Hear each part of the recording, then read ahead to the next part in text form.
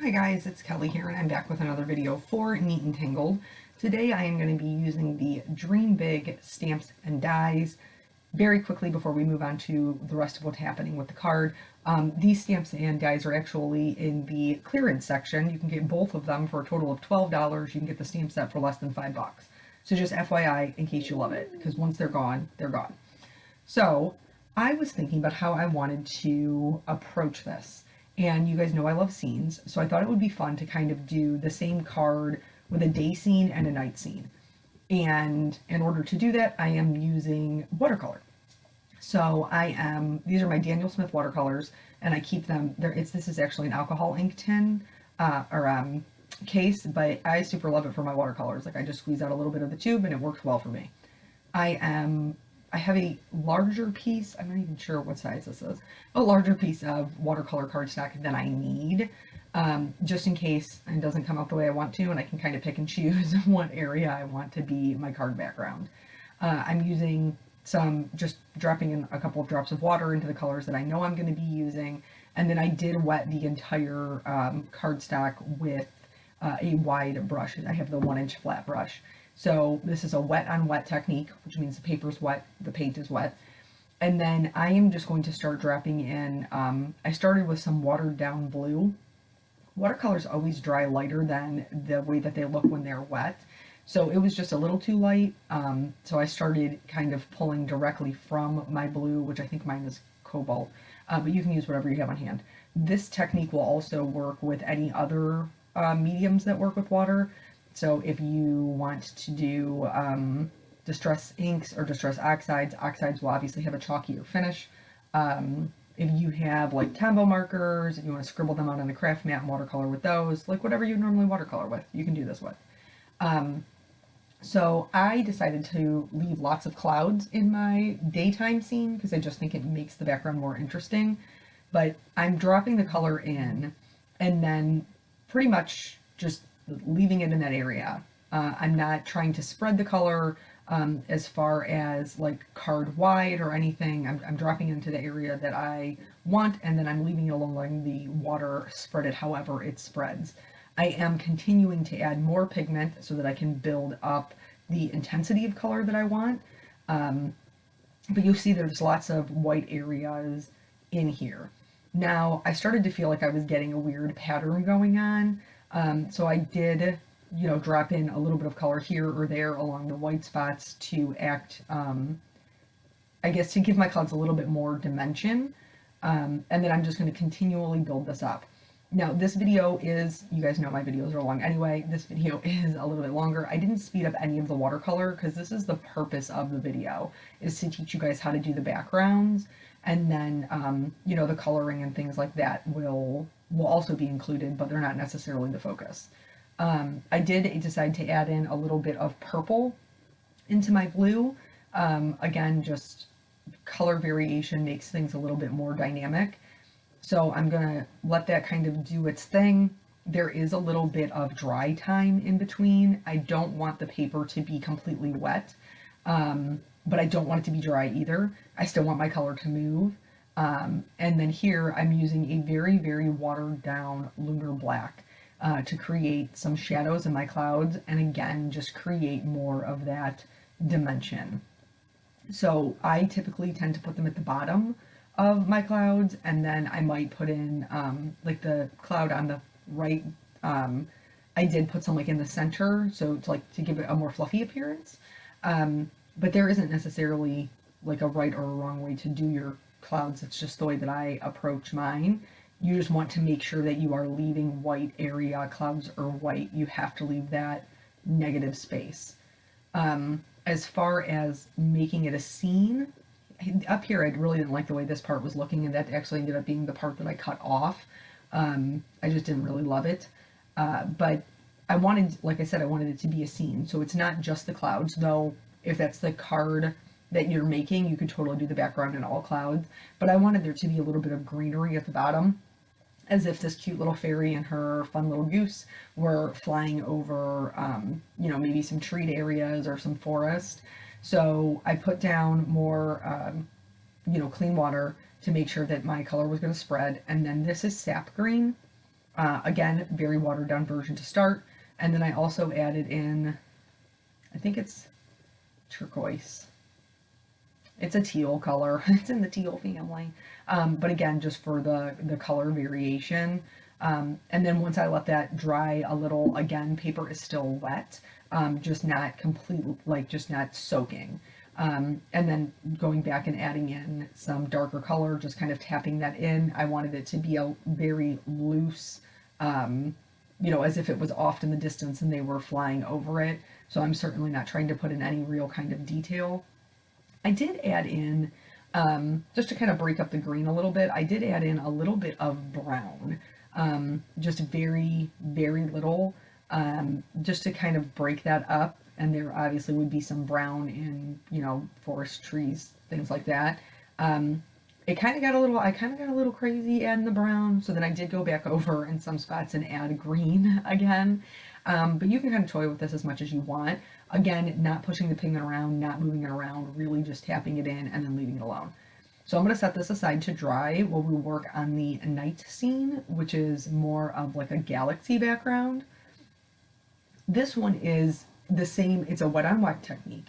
So you're going to wet the, you know, the whole paper. I did get a little crazy. I forgot I wanted to put the trees in because I was so excited about the galaxy background. But so this one involves a little bit of underpainting, so like a base layer. And for that, I chose blues, purples, and pinks because I knew I was going to color my little fairy outfit in purple. But you could use any colors that you want underneath this. So if you want a more blue, green, yellow, space sky, put those colors down. If you want a more purple, orange, pink space sky, put those colors down. So I'm just going to coat everything, the entire paper. And again, keeping in mind that watercolors do lose their intensity as they dry. I'm going to be doing 2 coats of these colors. So everything is covered, and then I'm going to go back in and just continue to add color to increase that intensity until I am happy with it. You know, these techniques are super simple to do. As long as you maintain that self-control of not playing with it. That is by far and away the hardest part, is to not to continue to manipulate the paint once you put it down, because it looks like a big old hot mess, and it does. I don't deny that. So our initial instinct is to fix it or make it better, but you don't want to do that. Just watercolors, just leave them alone. So now that I have my base layer down, I am going to heat set this until it's completely dry. It's not going to be wet at all. And then you can see even dry, it looks better than it did wet. And then I'm going to take Lunar Black and I am going to paint right over top of this. And in your head, you're probably thinking, Kelly, this looks hideous. Your 7-year-old could do a better job, and you would be right. This does not look great right now. Hang tight, because it's got to get ugly before it gets pretty. So I'm just going over this. I am leaving some spots open where like the color behind the underpainting is going to show through. And then there are some areas where I am making the black more intense, where I am leaving the black, you know, just a little bit lighter. But because watercolors are transparent, you're still going to be able to see those colors behind it. Now, I only did 1 layer, meaning I worked on 1 wet layer of black the entire time. In hindsight, I kind of wish I would have dried it down and then put more black on top. I feel like I would have been happier with the intensity at the end of the day. Again, it still looks like a galaxy background, night sky kind of situation. But I kind of wish that I would have dried it down just so more areas were a little bit more solid or opaque. With the K sound, everybody always is like, you're saying it wrong. It's not with a G. I'm saying it with a K. I don't know why it sounds like a G. Anyway, so here it just kind of looks like a big old hot mess. Totally understandable. But the magic is in the details. So one of the first things that I like to do is, because I like the texture that it gives, I will spray mine lightly with a spray bottle. I also like to do some spatters. Now you could do varying colors. I just stuck with black for this. And then the magic really happens when you start to bring in the white. Now, I used acrylic paint because that's what I had on hand. But in the watercolor world, the equivalent of this would be gouache, would be white gouache, which is just a more opaque, um, I know, anyway, we're going to move on from the word. So it's just basically a more solid color type medium that you can use. And then with a stiff bristled brush, now I have this one from years ago. It came in a super cheapy set that I purchased when I was buying Peanuts some like paint brushes, but it's very, very stiff and it works great for this. So I'm just going to start tapping in. This is watered down. I did add water to this. Just basically like some little galaxies or Milky Ways or things like that. And then you can start to see how it begins to look more space-like. Eventually I am going to switch over to full strength paint. But before I do that, with the watered down version, I'm going to use my finger. You can use an acrylic block, but you need something to push the paintbrush against so that it creates those little spatters that look like stars. So here we're starting to definitely get more of that night sky galaxy vibe, which I'm totally loving. And then once I dry it down, I am going to go back in with full strength white acrylic paint. These stars will be much brighter, and this is really going to pull the whole thing together. You could, in addition, I did not do it, but you could definitely use like a layer of perfect pearls for this to add some shimmer shine in the background, and it would look amazing. So here's where I realized I've forgotten my trees, that I've been so excited about my galaxy background that I forgot my trees. So I'm just going to go back in right over top with just some clean water, and then I'm going to blot that up. I didn't take a lot of time to remove the color because my trees are going to be dark. What I was really trying to remove was that white acrylic paint. So now I'm just going to go in right over top. I'm using the same colors, just less watered down. So I'm starting with the sap green, putting in my tree line, and then I am going to move to that like teal turquoise color, and then put that right on top. I am leaving a lighter edge because in night scenes, which we'll talk about more when we get to the coloring, in night scenes, there's a lot more things in shadow and a very small amount of highlight. So then from there, I mixed the teal with a little bit of black, and I'm going to put that layer down, and then I'm going to go straight black, just so that there's a couple of like tree layers built up. But again, it's nighttime, so you're not going to see a whole lot of detail. It's okay that they're blobby. It's giving the illusion of trees, which is really all you would see at night anyway. Okay, so then from there, we're going to move into, once I set this aside to dry, I'll show you both of them, and then we're going to move into the Copic coloring, which I am not going to explain in as nearly as much detail. We're going to more or less have story time. But if you watch my other videos or you're looking for specific instruction on Copic coloring, there's a ton of videos. So these are both of the backgrounds dry. I love the way that they came out, two totally different type scenes. I am going to trim these down and then do my coloring. Every stamp that I used is from this Dream Big set. So the sentiments, the clouds, the little fairy and her super cute goose, all that's from the same set. Okay, so I left you hanging last time with my hair. With my hair story. So with quarantine going on, well, you know, social distancing, all that jazz, things are opening back up now. But with that going on, I was getting mad roots, just like everybody else. And while I don't have a ton of gray, I do have a couple of strands in there, but my hair has highlights and lowlights in it. And so my hair normally, like my regular color, is like a light brown. Or a medium brown, light medium brown. But I do get highlights added in, and I always have. Sorry. See, we have to go back to the card. So here, I'm going to show you these three clouds. The cloud on the right does not have any shading. The one in the middle will have just gray shading, and the one on the left I'm going to add some color to. And this was really just so you could see the difference in adding, like what adding the shadows looks like, and then what adding the color looks like. I always do the gray shading and then add color to my clouds just because I think they're more dynamic, but that way you could see what they look like and make a decision for yourself. Okay, so I have about 2.5 inch roots, and my hair was super blonde on the bottom, brown on top, and so when I would put my hair in a top knot, which has been like quarantine 2020 hairdo every day, my hair was like two completely different colors. So I wanted to kind of find a way to blend them together. And I had been seeing a ton about overtone on Facebook and Instagram and ads, and other like YouTube people that I follow had been using it. And basically overtone is just a highly pigmented conditioner. So it's like a demi permanent color. It's going to wash out if you don't keep applying it. They do have touch-up conditioners. I did not purchase that. I was not looking to keep my color. I was really only looking to just even out what I had going on until I could get back to my regular hairdresser. So I went on their website. They have a ton of fun colors, and one of the things that's unique about them is they have fun colors for people with dark hair. So they have like a pink for brown hair, a purple for brown hair, blue for brown hair, what else, you know what I'm saying. And so I cannot, and I don't necessarily know that I would. I think they're beautiful on other people, but I've never really had any strong desire to put unnatural colors in my hair, but I also can't for work. It's just something that's part of our dress code. If it's not a natural color, you're not allowed to have it. So they did come out with a basics line, which was like the lightest one.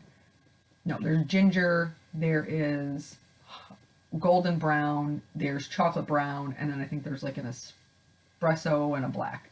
But anyway, they're all, regular, everyday colors that, God creates in people's heads. So I decided to go with the golden brown because I wasn't looking to go super dark, and I was just looking to blend in the colors. So the overtone comes, and they recommend that you do a swatch test. So Peanut and I did. Now, I told you in the previous video, like I'm well versed in dyeing my own hair. I did not have a brush to paint it on. So I actually used an old like craft paintbrush that was clean. It was like a 1.5 inch flat brush. So I figured, well, that'll work. And so I literally dyed all of my hair with a paintbrush, but nonetheless. So we did the little swatch test. I pulled one out from like the nape of my neck. It was probably like a 1 inch piece. We dyed it. It only sits on there for 15 minutes. Now, the longer you leave it on, the more color that is deposited, but I wasn't looking for any of that jazz. I was just looking to even out my color. So I did the 1 inch one. I then washed it out and blow dried it, and it appeared to be a color, a very good color, a color that I already had in my hair, due to the highlights, lowlights, all those things, switching that up for over the years. I had multiple colors in my hair, and it was probably, I would not describe it as a golden brown. It was probably more of a strawberry blonde, but the majority of that piece of hair, obviously, was blonde. So I was like, okay, cool. So then I started sectioning, and, putting on, it was super easy to work with. I was actually really surprised. My hair is longer than short. It's about, I don't know, 3 inches past my shoulders. It's not like super long, but not short either. And I used about a quarter of the container. And so I was really impressed with like the amount of time or the amount of product that I was able to use. Like obviously I could use that multiple times if I was so interested in doing so. And then I let it sit for my full, 15 minutes. While it was on, I was like, this is very orange. Peanut also commented that it was very orange. I was surprised at how orange it was, but like, when you bleach your hair blonde, it turns blue. So like the color that it is isn't necessarily always the color that it is. So I did get into the shower and washed it out. Rinsed it out. I did not shampoo it. Like week 1, day 1, applying it, I did not shampoo it. I just rinsed it. And it didn't stain my shower or anything. That part was really nice, considering how pigmented the conditioner was. The only thing I will tell you that I was a little surprised by was how slippery my shower floor got, because it is conditioner.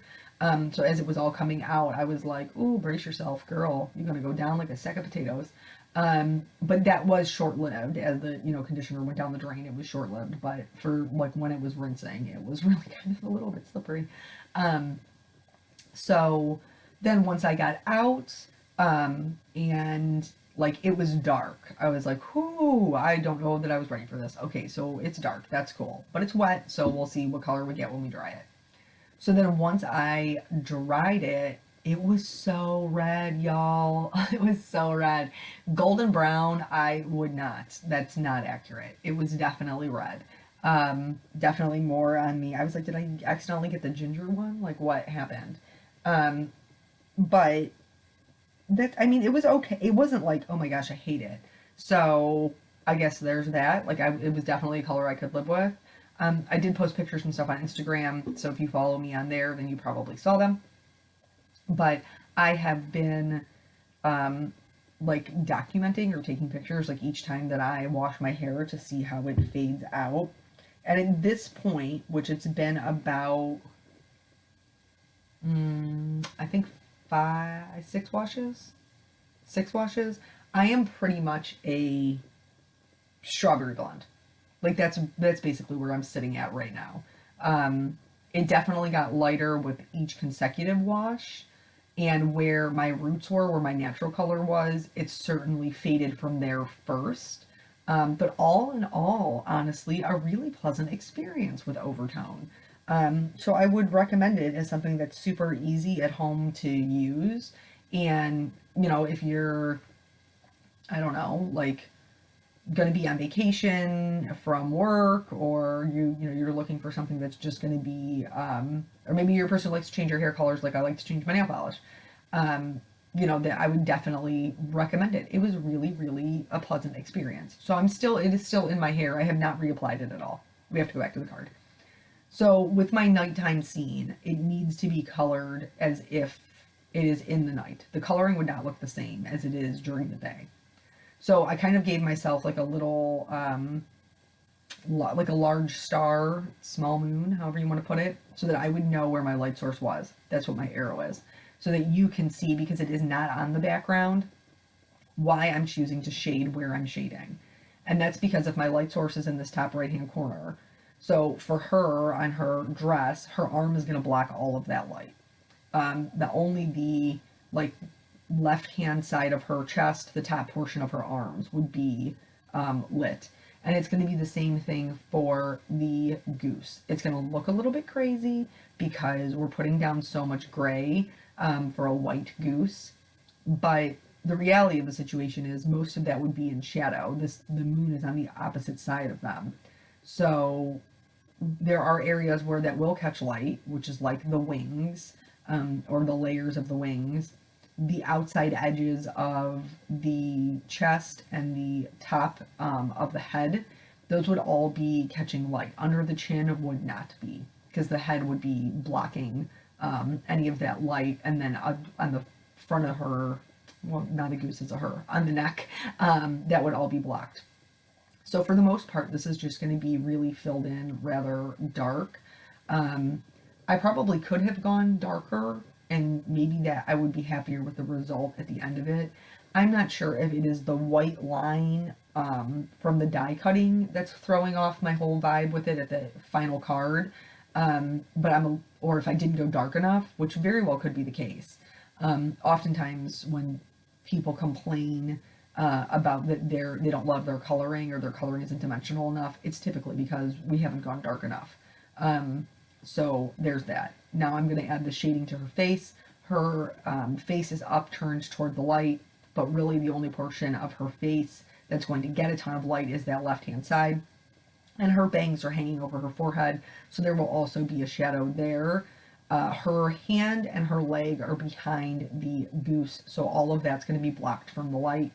And then for her wings, they're transparent. So I didn't want to add a ton of shading to them. I just kind of wanted to tone them back a little bit, which I did with my C3 and my C1, still leaving that true blue color on the edges where it would, in fact, catch the light. For her hair, really only like the top of her head and where her bangs are swooping, where they'd be coming off from her face, would catch any kind of light. So this is some backlighting is what this is called, is really something that's super cool and can add a lot to a scene card. Like I said, this one I'm struggling with the completion of the card, and it may be because I didn't go dark enough with the goose, or it may be because I have the white outline from the die cutting. Really not sure. For the legs, of the goose, the crown, and the little beak, they're all kind of, the light's hitting them differently. So for the beak and the crown, obviously that highlight's going to be on the right hand side where it would be getting the majority of the light. For the legs, it's really only the feet, because the legs are tucked up underneath the goose's, that sounds funny, anyway, the body. So that's really why it's really only the feet that are going to catch any kind of light. I'm going to heat emboss my sentiments, just because I like labels anyway, like the label look anywho, but I thought that it would look super cool, especially with the galaxy background, and then it would help it kind of stand out on the very light day scene that we have going on. So yeah, so the overtone, I mean, it was red for real, y'all. But really easy to apply and really great results. Like, was very, very full coverage, for the first couple of washes. So I ain't mad at it. It was a good process. Peanut, like I said, was like, Mom, it's orange, it's very orange. Why are you so orange? But it didn't end up being orange. It was much warmer than I expected for a golden brown. Golden obviously indicates that it's warm, but my hair's more on the ash side anyway. I just was very taken aback by how much red was in it. Anywho, so for the clouds, I adhered both of those down flat. I popped up my little girl and her goose on foam tape. And then for this cloud, I am going to do a half and half. I didn't realize it until I started to adhere it, that I'd basically be adhering the same cloud on top of the same cloud. So I had to flip it over, so there would be some difference. And then I am going to use foam tape to also pop up my sentiment. I decided to add in some of the clear sequin mix to kind of tie the whole thing in, and fill up those gaps. So this one just has 3 because the sentiment is much shorter and it's easier to make that tight design. I did the day one the same way, everything's popped up on foam, but I did just want to make mention the reason the sequins are different is because the sentiment is different. The sentiment is much larger, and I needed to use more sequins to kind of tighten up that design and make everything look cohesive. Also, fun tip, if you have a sequin that maybe is a little bit larger than you would like, try tucking it behind something. It just adds a different level of interest. So this is both of them here completed, just adding some clear glitter over top of the fairy, and then the golden parts of my goose, and that's it. That's the whole card. So cards, plural. So thank you guys so much for joining me. I hope that you will give one of these techniques a try, or at least you learn something bare minimum, and I will catch you in the next video. Bye.